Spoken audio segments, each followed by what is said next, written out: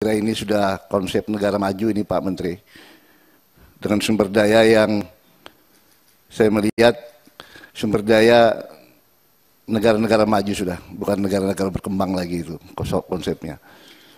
Karena reformasi birokrasinya, saya kira dari roadmap tadi harus berdampak pada peningkatan pengurangan kemiskinan. Kemudian reformasi birokrasinya sudah elektronik, menggunakan pendekatan-pendekatan teknologi. Saya kalah dengan Pak Cornelis. Pak Cornelis masih bisa kirim PDF. Saya kadang-kadang masih nggak bisa kirim PDF, Pak. Karena termasuk generasi jadul masa lalu. Ya biasa karena kita masuk pegawai negeri tahun 81, itu masih ketik tek tok, oh itu enak sekali itu. Tapi sekarang ternyata luar biasa pendekatan teknologi. Saya kira ini perlu diapresiasi Pak Menteri, konsep pengembangan reformasi birokrasinya.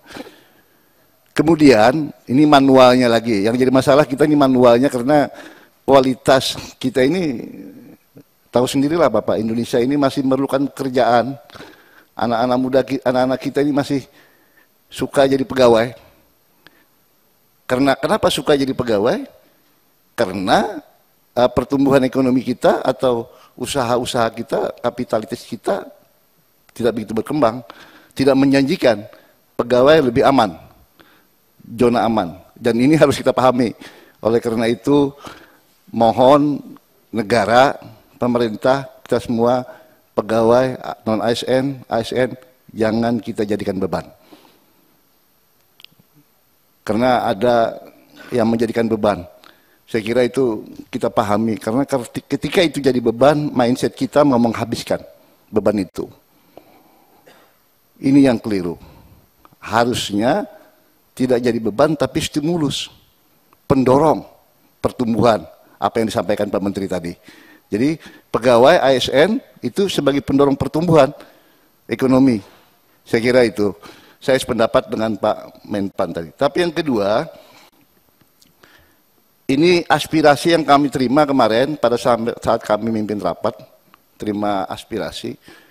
Salah satunya dari Solok sudah disampaikan Pak Gus, jadi saya nggak perlu ulang lagi. Ini dari Kabupaten Pemuda Peduli Nagakio. Itu mereka dulu itu honorer, kemudian dirumahkan, tapi diangkat yang baru. Nah ini solusinya bagaimana? Karena memang penting juga sehingga mereka tidak merasa dirugikan. Karena mereka sudah mengabdi, tapi ketika yang ini tidak masuk. Nah, ini tadi dia SMS saya, kami Pak ikuti langsung katanya. Live di SMS, nah, saya sampaikan, dan data saya sudah sampaikan kepada Ibu Sekretaris BKN.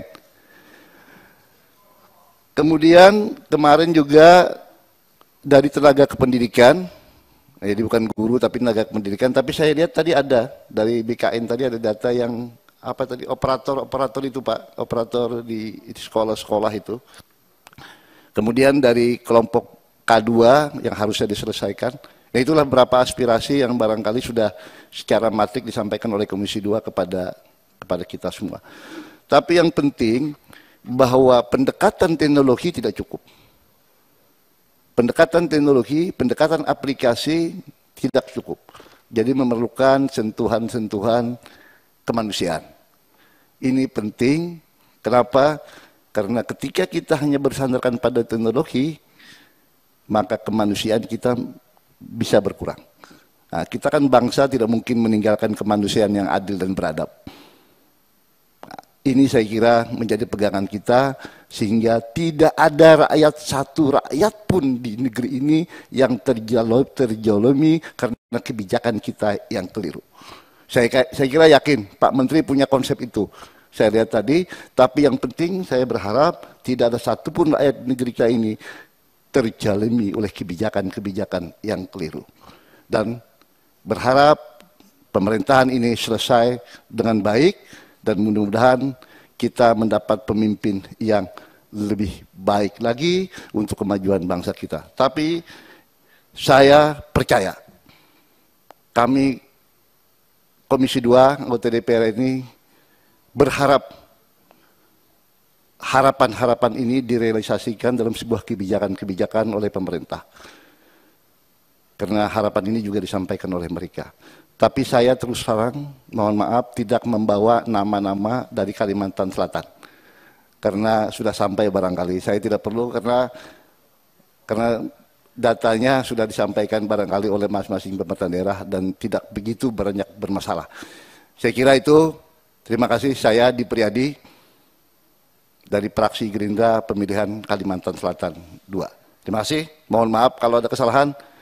Lanjutkan Pak Menteri, berjuang, mudah-mudahan kebaikan untuk kita semua. Wassalamualaikum warahmatullahi wabarakatuh.